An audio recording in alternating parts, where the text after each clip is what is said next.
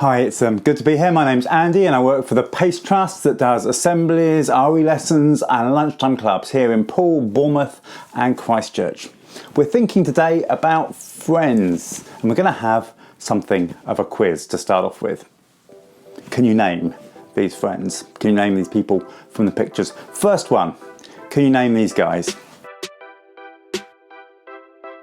I'm a little kid. If you're a Doctor Who fan, you'll recognise the Doctor with Graham, Ryan and Yasmin, or Yaz as she's sometimes known.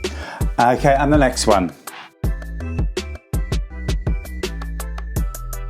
If you love your Marvel, you'll recognise Thor, Captain America, Iron Man, the Black Widow and the Incredible Hulk.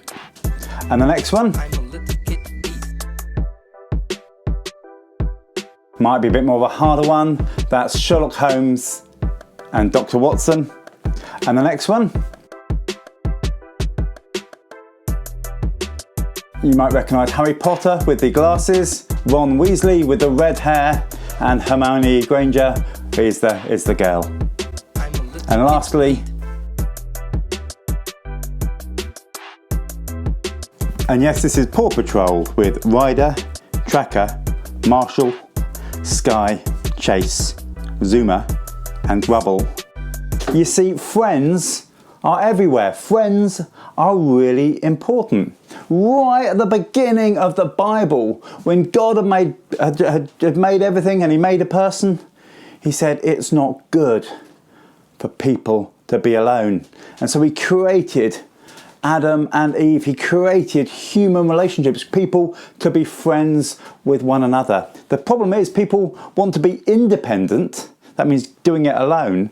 But God made us to be what's called interdependent, where we need one another.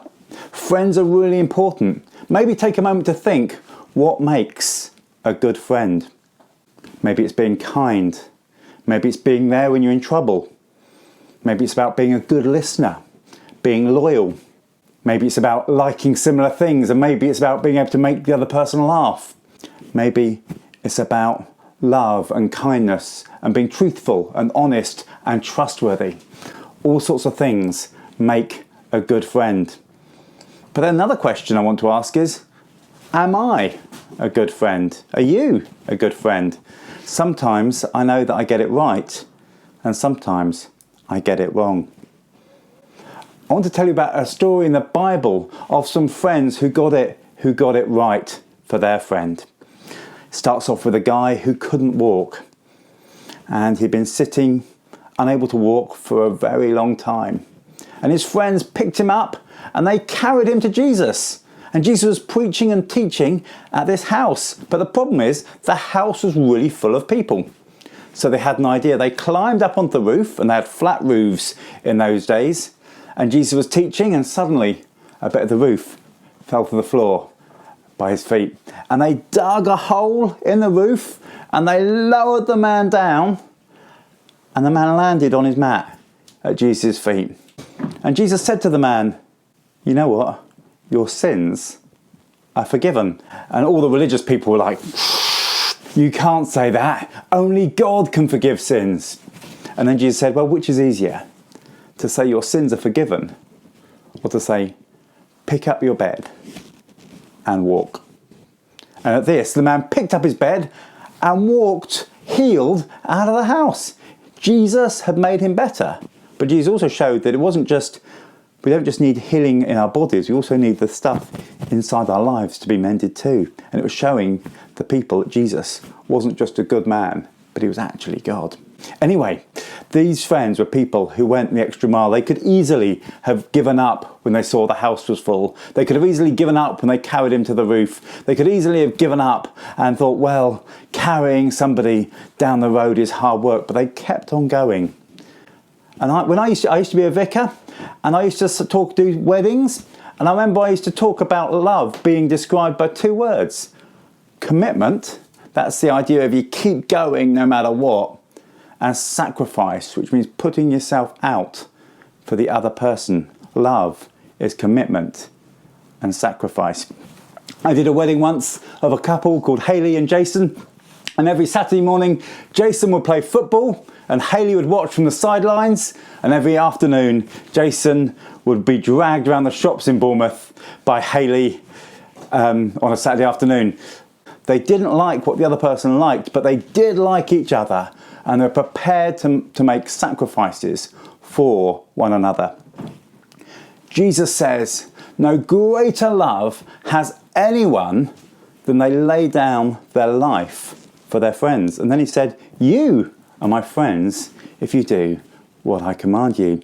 Jesus is saying that actually love is shown by the fact that sometimes we're prepared to not only go the extra mile, but in Jesus' case, he's prepared to die for his friends, for you, for me. And then he says, you're my friends.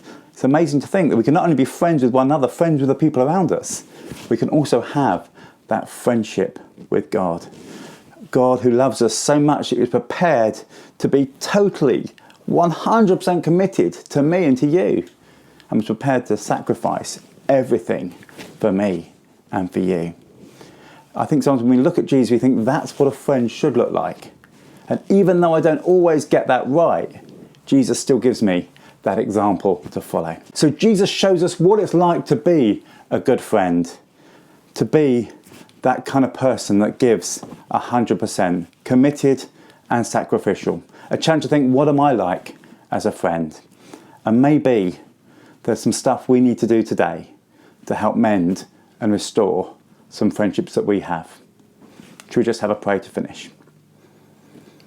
Dear God, help us to be people that are prepared to put ourselves out for one another. Help us to be committed. Help us to be prepared to make sacrifices for our friends and those around us. Help us to be people that are prepared to go and put things right. We can't do this on our own. We need you to help us. So we ask you to please help us. We ask this in Jesus' name. Amen.